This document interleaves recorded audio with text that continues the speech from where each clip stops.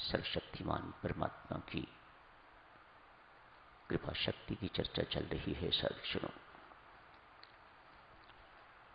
परमेश्वर की कृपा की चर्चा चल रही है। अद्भुत कृपा है, विलक्षण कृपा है, बड़ी विचित्र कृपा है, सब पर बरसती है एक जैसी। हमारी ग्रहणशीलता पर निर्भर करता है उसमें से हम कितनी ग्रहण कर सकते हैं। उसकी कृपा में किसी प्रकार की कमी नहीं है, कोई भेदभाव नहीं है।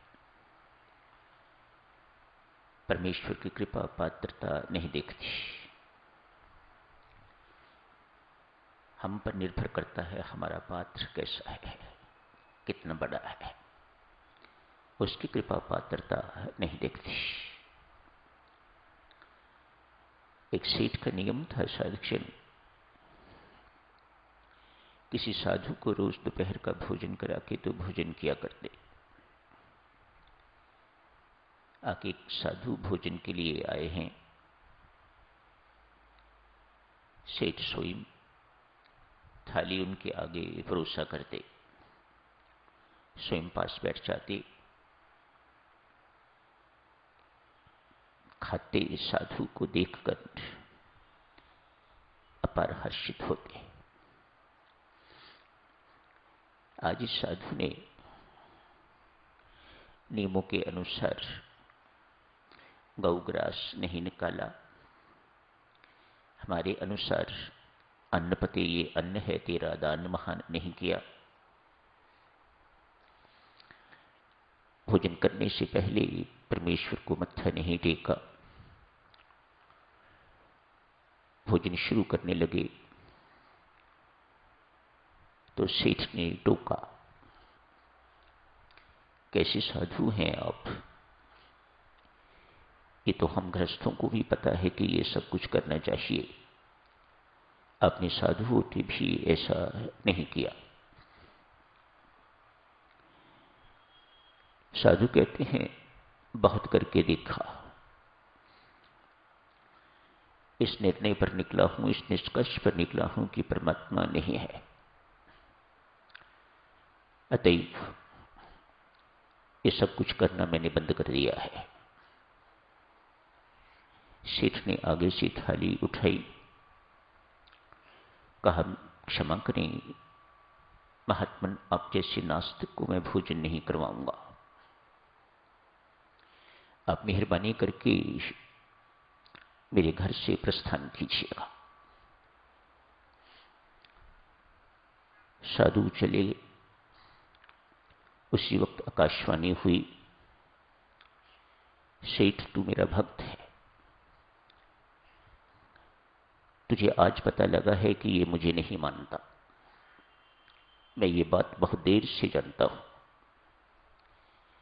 मैंने आज तक इसके आगे से थाली कभी नहीं हटाई। इसको 2 वक्त का 3 वक्त का भोजन देता रहा हूं कितने वर्षों से।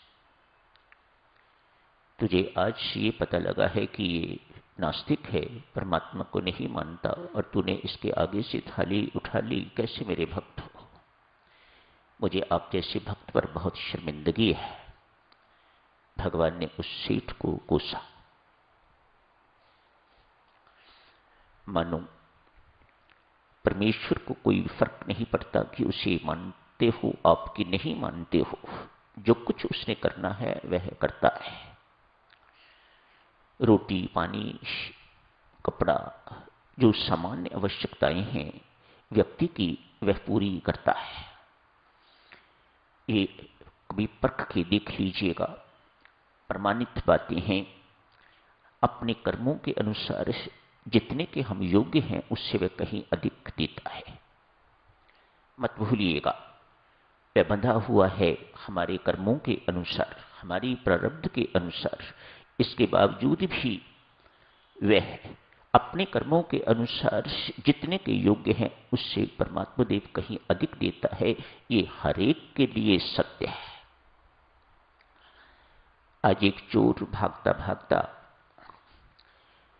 पीछे सैनिक लगे हुए हैं, सिपाही लगे हुए हैं, उसे पकड़ने के लिए एक महात्मा की कुटिया में पहुंचे। द्वार खटखटाया। कौन है भाई इस वक्त द्वार जो खटखटा रहा है? कहा, महाराज चोर, भाग जाओ यहां से, मैं चोर को शरण नहीं दे सकता। बेशक मध्य रात्रि का समय है, पर मैं चोर को अपने पास नहीं रख सकता।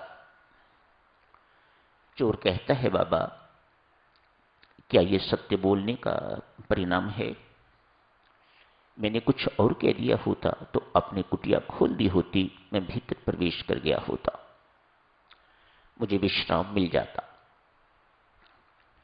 कुछ भी समझ, पर मैं चोर को अपने यहां नहीं रख सकता, अपनी कुटिया में नहीं स्थान दे सकता। साधुजनों, फिर आकाशवाणी हुई है इस साधु के लिए। शरणागत को स्थान देना हर एक का धर्म है। तुझे आज पता लगा है कि ये चोर है, मुझे कब से पता है कि ये चोरी करता है, ये पक्का चोर है, नामी चोर है, लेकिन मैंने तो कभी इसे अपनी भूमि से निष्कासित नहीं किया। मैं इस अखिल ब्रह्मांड का मालिक हूं, जिसको मेरा दिल करे उसको यहां रखूं, जिसका दिल न करे उसको यहां से निष्कासित कर सकता हूं, लेकिन मैंने तो ऐसा कभी नहीं किया। संत महात्मा देवी सज्जनों, इन दोनों दृष्टांतों से ये निष्कर्ष निकालते हैं, आप नास्तिक हैं, आस्तिक हैं, अर्थात पुण्यकर्मी हैं या पापकर्मी हैं, आप चोर हैं, डाकू हैं, सामान्य आवश्यकताएं जितनी भी हैं हर एक इंसान की, उनको देने के लिए परमात्मा पात्रता नहीं देखता। हां, इससे बड़ी बातें देनी हैं जिन्हें परमात्मा की भक्ति कहा जाता है, जिन्हें आध्यात्मिक संपदा कहा जाता है, जिन्हें वैराग्य इत्यादि कहा जाता है, जिन्हें साधना इत्यादि का बल इत्यादि कहा जाता है, उनके देने से पहले परमात्मा परखता है, पात्रता देखता है, तब देता है। क्यों?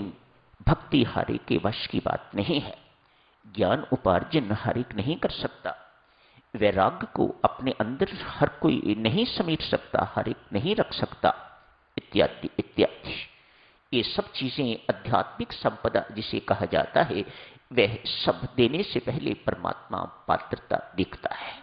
लेकिन सामान्य आवश्यकताएं, रोटी, कपड़ा, मकान इत्यादि, ये सब बातें देने के लिए परमात्मा पात्रता बिल्कुल नहीं देखता। ये आपकी अपनी पात्रता पर निर्भर करता है कि आप कितनी ग्रहण कर सकते हैं परमात्मा की कृपा।